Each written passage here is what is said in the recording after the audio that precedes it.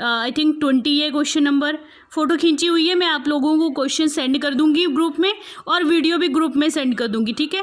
तो इसको ज़रा चेक करना है। ये क्वेश्चन नंबर 20 है, ये अपना शर्मा बुक का, ठीक है, शर्मा पब्लिकेशन का। तो देखो क्या है क्वेश्चन, आपका क्वेश्चन दिया हुआ balance of A limited as on 31 March 2016 was as follow. A limited एक कंपनी है, उसका बैलेंस शीट दी हुई है और साथ में फिर बोला गया है कि B limited shall take over the business of A limited. एक नई कंपनी बी लिमिटेड फॉर्म की है जो ए लिमिटेड के बिजनेस को टेक ओवर कर लेगी। अच्छा, कंडीशंस क्या हैं? 1 equity shares of 5 paid up is to be given for 2 shares in A limited. Their shares later made fully paid by making a call of 5 per share, ठीक है। 10% 1 preference share of 100 each to be given to, मैं आपको ऐसे simply समझा देती हूँ। Balance sheet में equity shares भी दिए हुए हैं और प्रेफरेंस शेयर भी दिए हुए हैं। तो यहाँ पे जब टर्म एंड कंडीशन तय हो रही है तो उसमें आपको बोला गया है कि आपने इक्विटी शेयर की भी परचेज कंसिडरेशन दी गई है, मतलब इक्विटी शेयर को बी लिमिटेड इक्विटी शेयर दे रही है और प्रेफरेंस शेयर्स को भी equity shares preference share issue कर रही है, ठीक है। प्रेफरेंस शेयर्स को प्रेफरेंस शेयर्स ही इशू कर रही है। तो नाउ हमने बोला था कि सिर्फ जो शेयर होल्डर को पेमेंट होएगी सिर्फ वही क्या होगा, वही आपका परचेज कंसीडरेशन में आएगा। तो यहाँ पे इक्विटी शेयर होल्डर को भी पेमेंट हो रही है और प्रेफरेंस शेयर होल्डर को भी हो रही है, तो हमने दोनों ही लेना है। इवन यहाँ पे ये भी दिया हुआ कि debenture with accrued interest shall be discharge by the issue of equity share. जो डिवेंचर्स हैं लिमिटेड कंपनी के, उनको बी लिमिटेड अपनी कंपनी में इक्विटी शेयर दे रही है, ठीक है, उन डिवेंचर्स को। तो ये परचेज कंसिडरेशन में नहीं आना है। बेशक इक्विटी शेयर इशू कर रही है कंपनी, बट वो क्या है, डिवेंचर होल्डर को कर रही है, ठीक है। Payment to debenture holder is not included in amalgamation for purchase consideration.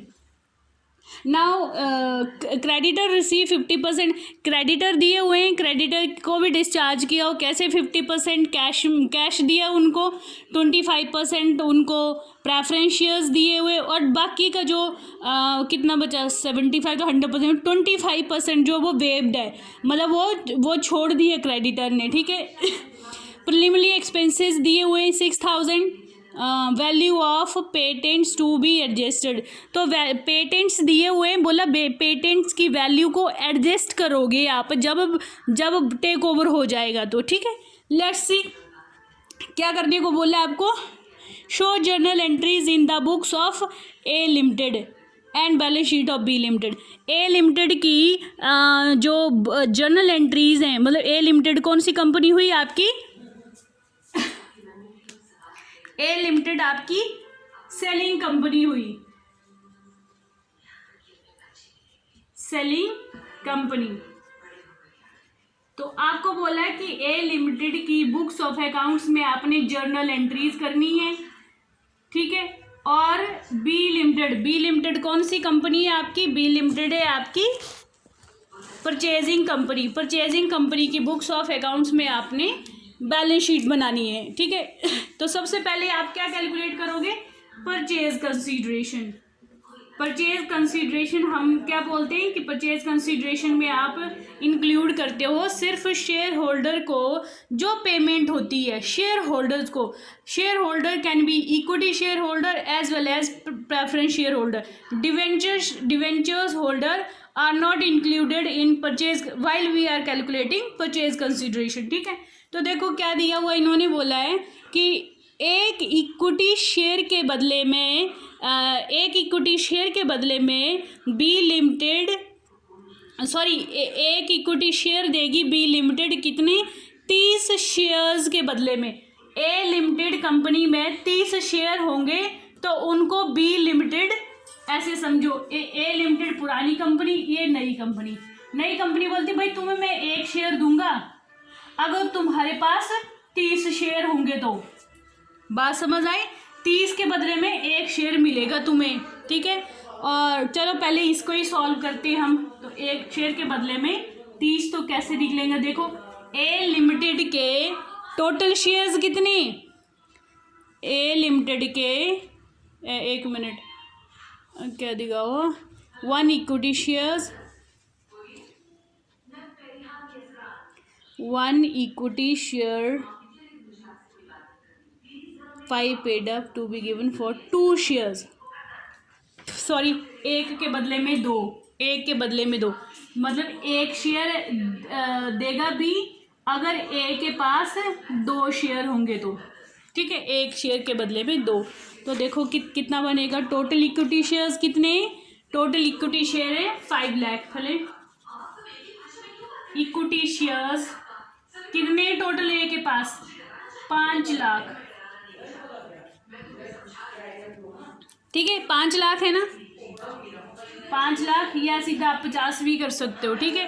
Total share capital, equity share capital कितनी है, 5 लाख, कितना बोला कि 2 होंगे तो कितना मिलेगा, 1 शेयर मिलेगा, ठीक है। अब मैंने यहाँ पे शेयर कैपिटल लिखी है, अगर मैंने शेयर्स लिखे होते तब हमने ऐसे ही ले लेना था और पर शेयर वैल्यू लिखनी थी, ठीक है, कितनी पर शेयर वैल्यू, ठीक है। अब देखो बट यहाँ पे हमने शेयर कैपिटल ली तो ईच शेयर कितना है, यहाँ पे ईच शेयर 10 है, 10 है तो हमने मल्टीप्लाई बाई 10 कर दिया। समझ लो ये बोल रहा है कि भाई जितना ए लिमिटेड को बी लिमिटेड बोल रहा है, तुम्हारे पास अगर 2 शेयर होंगे तो तुम्हें 1 शेयर इशू होगा। तो अब 5 लाख डिवाइडेड बाई हमने 2 किया और 1 शेयर की वैल्यू कितनी है, 10, ठीक है, मल्टीप्लाई बाई 1, और कितने का पेड अप शेयर देगा ये, 5 rupees paid up share, 5 rupees paid up share. तो देखो कितनी वैल्यू हो जाएगी, ये कैलकुलेट करो, ये कैलकुलेट करो आप,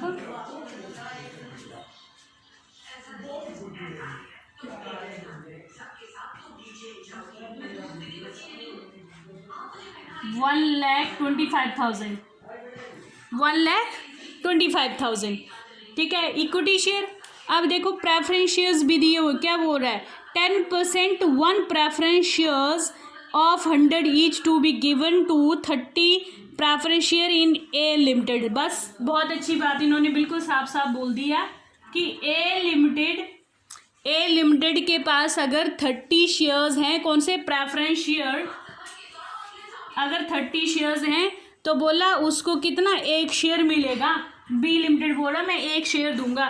देखो कितने शेयर दिए हुए हैं यहाँ पे, 11%। अच्छा अब आगे इन्होंने देखो जो बैलेंस शीट में ए लिमिटेड की बैलेंस शीट में 11% प्रेफरेंस शेयर दिए हुए हैं, ठीक है, बट आपको क्या बोला, बाद में 10% प्रेफरेंस शेयर होंगे। मतलब अभी तक तो ए लिमिटेड अपने प्रेफरेंस शेयर होल्डर को 11% क्या दे रही थी, 11% डिविडेंड दे रही थी, ठीक है, बट जब अमलगमेशन हो जाएगा उसके बाद बी लिमिटेड इन प्रेफरेंस शेयर होल्डर को 10% डिविडेंड देगी, ऐसा बोला गया है क्वेश्चन में कि 10% प्रेफरेंस शेयर होल्डर को, ठीक है। तो 11% जो शेयर होल्डर हैं उनकी वैल्यू कितनी है अभी फिलहाल, 3 लाख है, 3 लाख। और ये बात समझ आ गई कि ईच जिनके 30 शेयर्स के बदले में 1 शेयर मिलेगा। अब देखो प्रेफरेंस शेयर की एक की वैल्यू कितनी है, 5 है, ठीक है, आपको बैलेंस शीट में दिया हुआ है ऑलरेडी। ये प्रेफरेंस शेयर 3 लाख है और एक की वैल्यू कितनी है, 5 ईच है। अब बोला है कि 1 शेयर मिलेगा, 30 के बदले में 1 शेयर मिलेगा और कितना, 100 फुली पेड, 100 फुली पेड, उसकी एक की वैल्यू कितनी होगी, 100 होगी।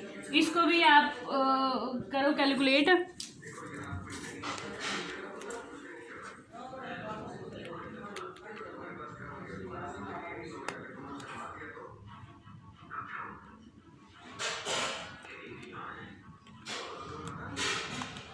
लाख कितना है ये, 2 लाख,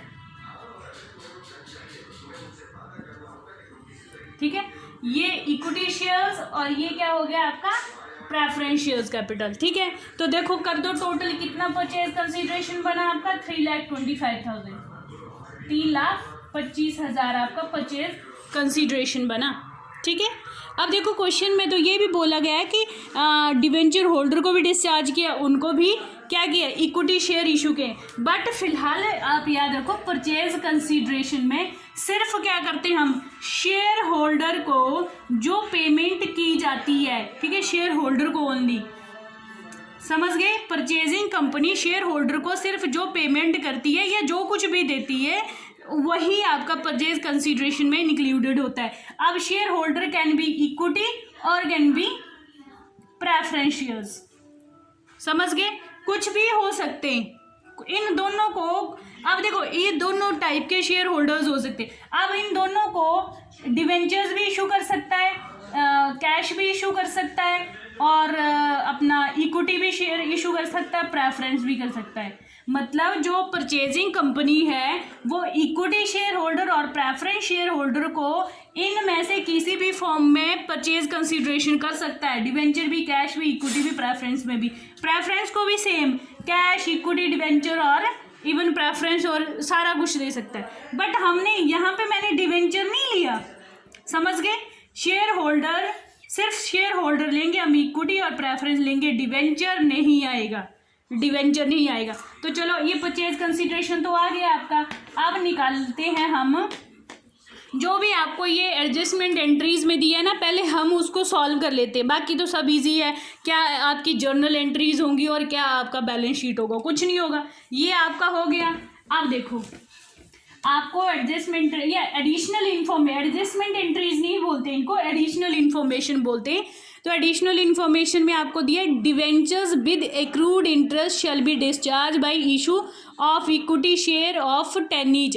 देखो आपके डिवेंचर जो है ना, जो बैलेंस शीट दी हुई है, बैलेंस शीट में डिवेंचर दिए हुए 10% डिवेंचर लिखा हुआ है और वैल्यू दी है इनकी अपना 2 लाख डिवेंचर्स दिए हुए, ठीक है।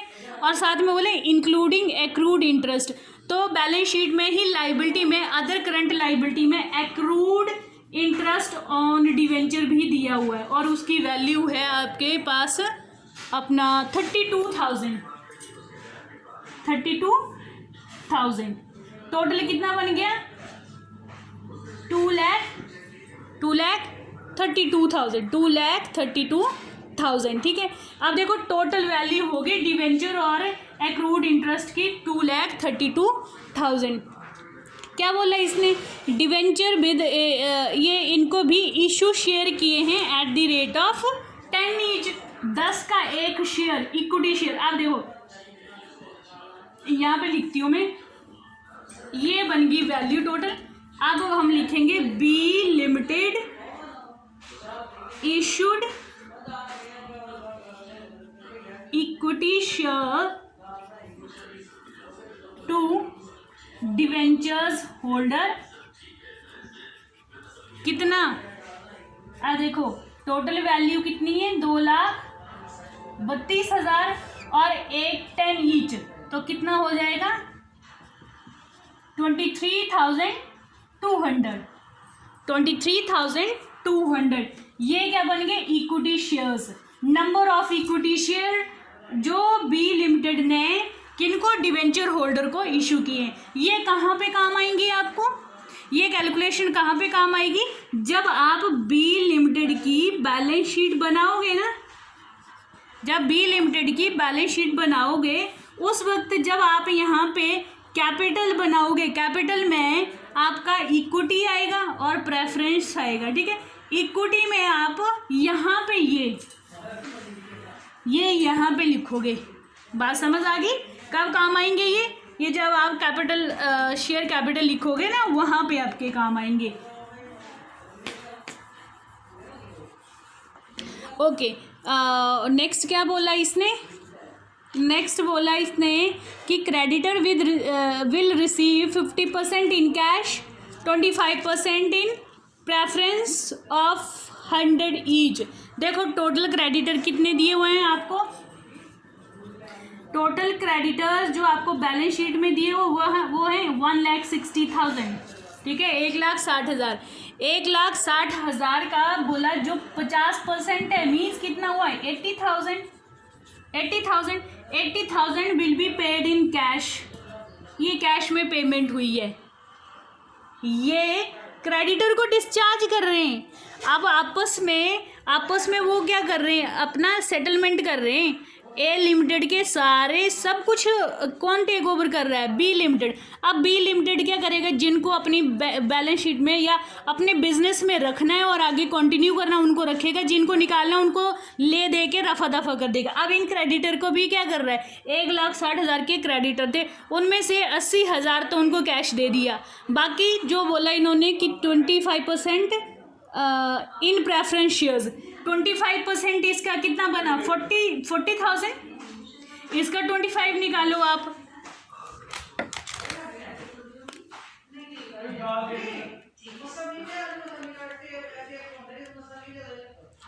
इसका 25 कितना आएगा आपका? 40,000। ठीक है, 1 मिनट वेट करना।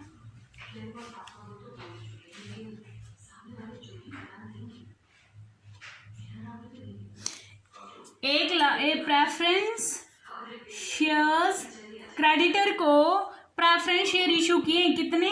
1,60,000 के 25%, ये बने आपके 40,000।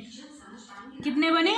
40,000। और एक शेयर की वैल्यू कितनी है? 40,000। तो हम अमाउंट की बात कर रहे हैं, ये अमाउंट है, ये भी अमाउंट है, ये भी अमाउंट है। बट अमाउंट को हमने नंबर ऑफ शेयर में कन्वर्ट करना, तो एक शेयर की वैल्यू है बोला 100, तो 100 है। तो कितने शेयर इशू किए फिर क्रेडिटर्स को? 400 इक्विटी शेयर इशू किए, 400 इक्विटी शेयर इशू किए। जो बाकी का अमाउंट है, जो लेफ्ट अमाउंट है, कितना हुआ? 80 प्लस ये कितना हो गया? 80 प्लस 4 40 कितना हो गया? 112 और रेस्ट अमाउंट कितना बचा आपका? 40,000। तो 40,000 बोला वेव्ड। क्या हुआ? वेव्ड। मतलब ये क्रेडिटर्स ने छोड़ दिया ये अमाउंट। ठीक है, ये अमाउंट छोड़ दिया, इसी में सेटलमेंट हो गया, इसी में आपका सेटलमेंट हो गया। समझ आ गई बात आपको? साथ में नेक्स्ट बोला प्रिलिमिनरी एक्सपेंसेस अमाउंटिंग टू 6,000। ये आपको एडिशनल इन्फॉर्मेशन में दिया हुआ है। ठीक है, कि 6,000 प्रिलिमिनरी एक्सपेंसेस हुए। प्रिलिमिनरी एक्सपेंसेस कौन से एक्सपेंसेस होते हैं? जो बिजनेस को एस्टैब्लिश करने के दौरान जो स्टार्टिंग में एक्सपेंसेस होते हैं। अब देखो टेक ओवर कर रही है ना, तो टेक ओवर भी तो स्टार्टिंग ही है ना, मतलब बी की। तो उस टाइम जितने भी खर्चे हुए वो सारे एक्सपेंसेस किसके होंगे? बी लिमिटेड के। जब बी लिमिटेड की बैलेंस शीट बनेगी तो एसेट साइड में प्रिलिमिनरी एक्सपेंसेस आएंगे। और value of patents to be adjusted लिखा हुआ है ना, तो इट मीन्स जो वैल्यू ऑफ पेटेंट कितना दिया हुआ? पेटेंट दिए हुए हैं आपको 1,50,000 के। ठीक है, ए लिमिटेड की बैलेंस शीट में 1,50,000 के पेटेंट्स है। तो जब आपने बैलेंस शीट बनानी है ना, तो उस वक्त वो एडजस्ट करने का मतलब है आपने लाइबिलिटी का और एसेट का बैलेंस करना है। तो वहाँ पे कम ज़्यादा जो होंगे ना, वो पेटेंट से ही एडजस्ट करोगी आप। ठीक है, बाकी सारा आपका जो एडिशनल इंफॉर्मेशन दी हुई थी वो सारी आपकी होगी। ठीक है, अब जर्नल एंट्रीज का बोला है ना आपको, किसकी? ए लिमिटेड की जर्नल एंट्रीज बनाओ आप। तो ए लिमिटेड की जर्नल एंट्रीज कौन सी बड़ी बात है? सबसे पहले क्या करते हो आप करते हो सारी एसेट्स को रियलाइजेशन अकाउंट में ट्रांसफ़र करते हो। ठीक है, तो आपने जितनी भी एसेट्स हैं रियलाइजेशन अकाउंट में ट्रांसफ़र कर देनी है। तो यहाँ पे रियलाइजेशन अकाउंट क्या हो जाता है आपका? डेबिट हो जाता है टू एसेट्स। अब सारा आपने सारा कर रहे हो तो एसेट्स लिख दो। अब देखो टोटल देखो सीधा एसेट्स का कितना है? 7,786। यहाँ पे तो कुछ नहीं दिया हुआ। अगर एडिशनल इन्फॉर्मेशन में आपको जैसे रिवैल्यूएशन दी होती ना एसेट्स की, आप तब वो इग्नोर करते। जब आपने जर्नल एंट्रीज करनी है ना, आपने किसकी? ट्रांसफर कंपनी की, पुरानी कंपनी की, तो वहाँ पे रिवैल्यूड वैल्यू लेने की ज़रूरत नहीं होती है। वो कहाँ पे लेते हैं? जो नई वैल्यू दी होती है ना आपको एडिशनल इन्फॉर्मेशन में, वो लेते हो आप जब बैलेंस शीट बनाते हो नई कंपनी की, तब आप उनको कंसीडर करते हो। तो यहाँ पे रियलाइजेशन अकाउंट आपने ऐसे लिख लिया।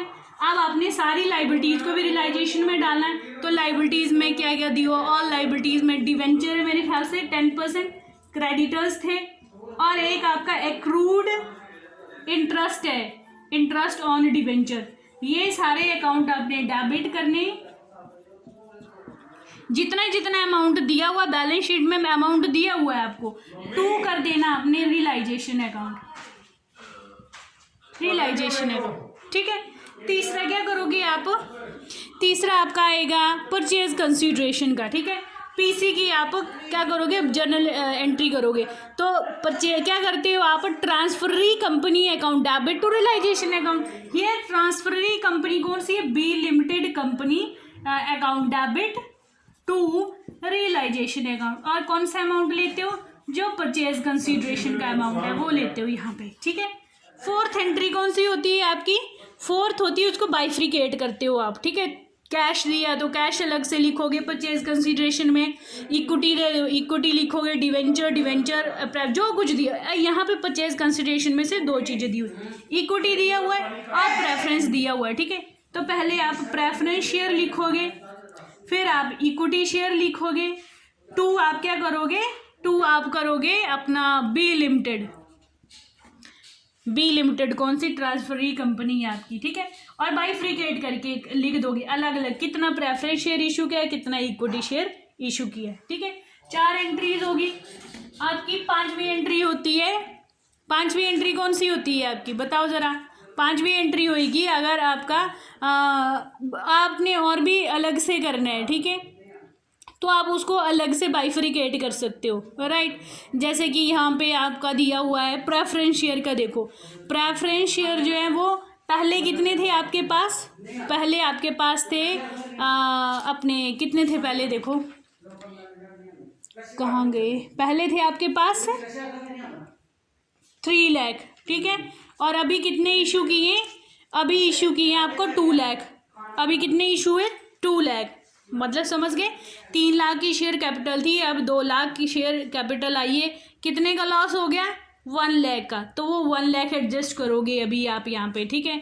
तो क्या करोगे आप, न्यू शेयर पुरानी शेयर कैपिटल टू नई शेयर कैपिटल टू, अगर लॉस है तो लॉस, तो यहाँ पे प्रेफरेंस शेयर कैपिटल ऐसे देखो, प्रेफरेंस शेयर्स कैपिटल कौन सी, ये लिखो आप old one, to preference share new one, और 2 रियलाइजेशन अगर आपका लॉस है तो, ठीक है। इफ लॉस, अगर प्रॉफिट है तो यहाँ पे रियलाइजेशन चला जाएगा, राइट। अब देखो 6th क्या होती है, प्रॉफिट या लॉस हुआ होगा आपको ऑन रियलाइजेशन, रियलाइजेशन के टाइम आपको प्रॉफिट या लॉस हुआ होगा उसको ट्रांसफ़र करना है। देखो कैसे निकालोगे आप, ये वाले रियलाइजेशन का अमाउंट लोगे और ये रियलाइजेशन वाले कौन सा, सॉरी ये वाला नहीं, एक ये वाले रियलाइजेशन का अमाउंट लोगे, उसमें माइनस करोगे ये वाला रियलाइजेशन और माइनस करोगे ये वाला रियलाइजेशन, ठीक है। जो अमाउंट आएगा, अगर आपका क्या आता है, अगर आपका ये ज़्यादा आता है तो प्रॉफिट होगा, ये कम आता है तो लॉस होगा, ये भी आपने यहाँ पे लिखना है, ठीक है। प्रॉफिट है तो आप realisation account debit to equity share, if profit, तो क्या आएगा आपका realisation account debit to equity share, जो भी पुराने शेयर होल्डर है ना उनमें डिवाइड कर दोगे आप प्रॉफिट को। अगर लॉस आता है तो रिवर्स एंट्री हो जाएगी, इक्विटी शेयर होल्डर में ही डिवाइड हो जाएगा, ठीक है। बस हो गया, यही मेनली यही एंट्रीज इंपॉर्टेंट होती है, ठीक है। अगर आपने जैसे यहाँ पे बाइफ्रिकेट किया ना, आप वैसे ही बाइफ्रिकेट यहाँ पे भी कर सकते हो, ठीक है। चलो हो गया, अब ये जर्नल एंट्रीज होगी। अगर हम बात करें अब बैलेंस शीट की, तो बैलेंस शीट में सिर्फ आपको अभी मैं स्टार्टिंग का ये बताती हूँ कि कहाँ पे आपकी गड़बड़ हो सकती है। वो गड़बड़ होगी आपकी जब आप शेयर कैपिटल लिखोगे तो, ठीक है। बी लिमिटेड की बैलेंस शीट, बी लिमिटेड की बैलेंस शीट, सबसे पहले आप क्या लेते हो, शेयर कैपिटल लेते हो। शेयर कैपिटल में आप इक्विटी भी लोगे और प्रेफरेंस भी लोगे, क्योंकि यहाँ पे इक्विटी भी दी हुई और प्रेफरेंस भी दी हुई। चलो सबसे पहले आप इक्विटी शेयर्स लिखो, इक्विटी शेयर लिखो, लिख पाओगे, ट्राई करना, वीडियो में बाद में देखना, पॉज कर लेना और पहले आप खुद से ट्राई करना, बाद में देखना अगर गड़बड़ होती है तो देखना कि क्या चीज़ आपने गड़बड़ की हुई है, राइट। पहले आप वीडियो मत देखना कि वीडियो में कैसे कैलकुलेट किया है, तो अच्छा आप स्टॉप करके पहले कैलकुलेट कर लो, ठीक है। नहीं निकलेगी तो वीडियो देखना और चेक करना कि कहाँ गलती हुई। क्या करोगे आप, देखो क्या दिया हुआ है, पहले जो आपके शेयर्स हैं जो आपने अभी, क्योंकि आप देखते थे कि अगर दो कंपनीज हैं, ठीक है, पुरानी और नई, अगर दो कंपनीज होती, ये दोनों मतलब पुरानी होती, ये भी पुरानी एग्जिस्टिंग कंपनीज होती, तो और बी ए को टेक ओवर कर रही थी, तब हम क्या देखते थे कि बी के खुद के सेल्फ फंड्स भी लेते थे, हम सेल्फ फंड लेते थे, प्लस जो ए से इसने टेक ओवर किया, ए से एक्वायर किया, उनको भी हम ऐड करते थे हियर।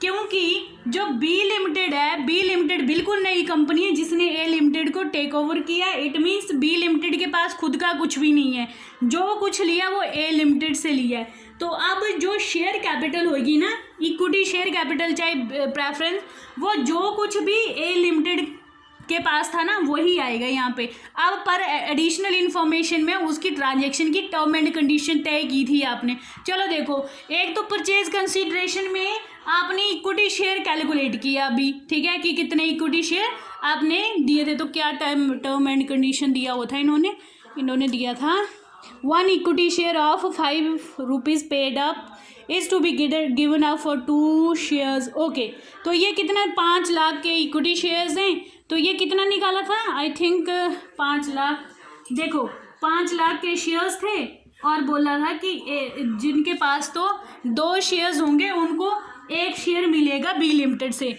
और यहाँ पे पहले की पर शेयर वैल्यू 10 थी, और अब कितना शेयर पर पेड करेंगे, 5 लाख। अच्छा ठीक है, ये बना था हमारा 1,25,000, ये कितना बना था हमारा 1,25,000। चलो ठीक है, कर लेते हैं 1,25,000, पर हमने पहले यहाँ ऐसे करते नंबर ऑफ शेयर ले लेते, ये मैं रख रही हूँ अमाउंट का कॉलम रख रही हूँ मैं, ठीक है, ताकि कैलकुलेशन हमारी इनर कॉलम में हो जाए, ठीक है। तो कितना अमाउंट बना, 1,25,000, यही बना ना, ये अमाउंट बना, पर शेयर वैल्यू कितनी है 5, तो नंबर ऑफ शेयर्स कितने हुए हमारे पास, नंबर ऑफ शेयर्स देखो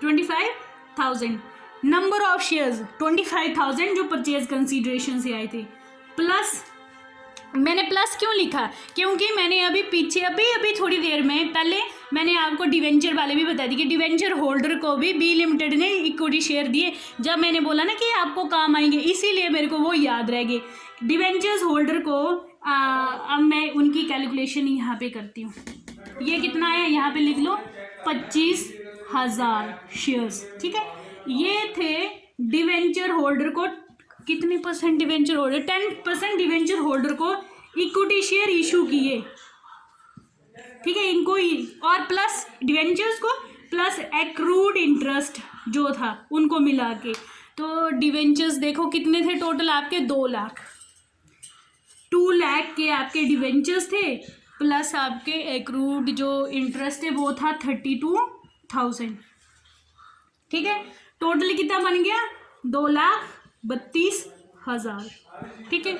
और पर शेयर वैल्यू कितनी है, पर शेयर वैल्यू है 10, कितना हो गया 23,200। तो आप बताओ total number of equity share कितने हुए, इनको ऐड कर दो, 23,200 कितना हो गया आपके टोटल 200, 5 3 8 और ये 48, टोटल कितने हो गए 48,200। अब देखो इक्विटी शेयर्स की पर शेयर वैल्यू कितनी बोली है इन्होंने, इसमें जो आपको एडिशनल इन्फॉर्मेशन दी हुई है इसमें 10 ईच, 10 का एक इक्विटी शेयर होगा। Here 48,000 into 10 each shares will be 4,82,000, ये बन गई इक्विटी शेयर कैपिटल टोटल, समझ गए। अब आता है प्रेफरेंस शेयर। प्रेफरेंस शेयर जैसे ये इक्विटी लिए ना वैसे ही आपने अब प्रेफरेंस शेयर कैलकुलेट करने। देखो पहले कितने शेयर्स थे आपके पास, देखो क्या बोला इन्होंने प्रेफरेंस शेयर के लिए भी, इन्होंने बोला है आपका क्रेडिटर को भी प्रेफरेंस शेयर इशू किए और इवन ऊपर दिए 10% 1 preference shares of 100 each to be given, ये मतलब इशू की है। तो ये जो था ये परचेज कंसीडरेशन के टाइम हमने कैलकुलेट किए थे। ये भी मैं परचेज कंसीडरेशन के टाइम के अपने प्रेफरेंस शेयर जो हैं वो कैलकुलेट कर लेती हूँ पहले, ठीक है। तो देखो कितने थे आपके पहले के जो प्रेफरेंस शेयर थे वो थे टोटल आपके 3 लाख, जो ए लिमिटेड के पास 3 लाख के प्रेफरेंस शेयर थे। और आपको एडिशनल इन्फॉर्मेशन में बोलता कि हर एक 30 शेयर्स के प्रेफरेंस शेयर के बदले में 1 शेयर दिया जाएगा, 30 शेयर के बदले में 1 शेयर मिलेगा बी लिमिटेड का।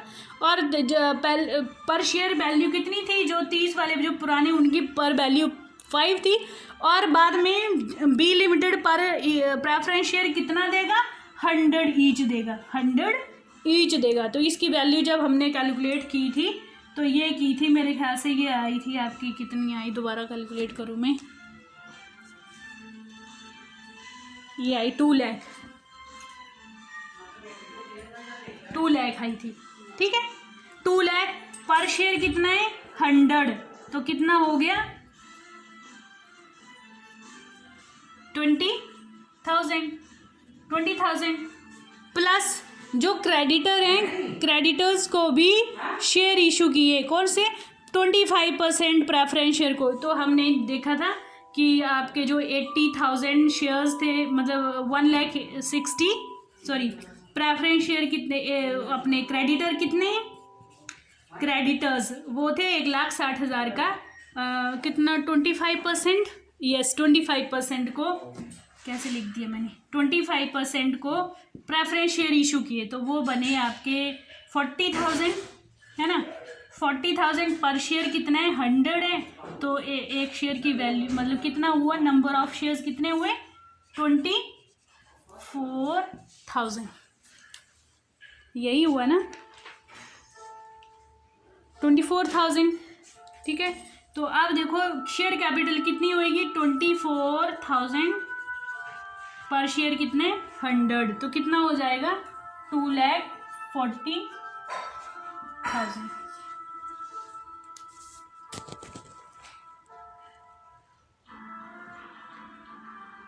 ठीक है। तो बस यही है, इसी तरह से आपका जो है वो बैलेंस शीट बनती है। ये आप बी लिमिटेड की बैलेंस शीट बना रहे हो, और जब आप बेसिकली ऐसे क्वेश्चन भी आ जाते कई बार, ठीक है। इसीलिए मैंने ये थोड़ा सा मतलब बाइफ्रिकेट करके आपको बता दी कि किस तरह से आपने कैलकुलेट करना है, ठीक है। आई थिंक आधे घंटे से ऊपर हो गया ये, तो वीडियो भी ज़्यादा देर प्ले भी नहीं हो पाएगी, इसलिए मैं इसको यहीं पे बंद करती हूँ। और होपफुली कि आप लोगों को समझ आ रही हो, समझ आ जाएगी। आप लोग अपने बेसिस पे भी ट्राई करते रहो, मतलब प्रैक्टिस करते रहो। अगर प्रॉब्लम आएगी तो प्लीज़ आप मुझे व्हाट्सएप कर दीजिए। कल से हम नया चैप्टर करेंगे, टेंशन नहीं लेना, जल्दी जल्दी अपना सिलेबस ख़त्म करते हैं और एग्ज़ामिनेशन पॉइंट ऑफ व्यू से तैयारी करते हैं, ताकि आप लोग एग्ज़ाम के लिए प्रिपेयर हो पाएँ, ठीक है। Okay, bye bye, good day.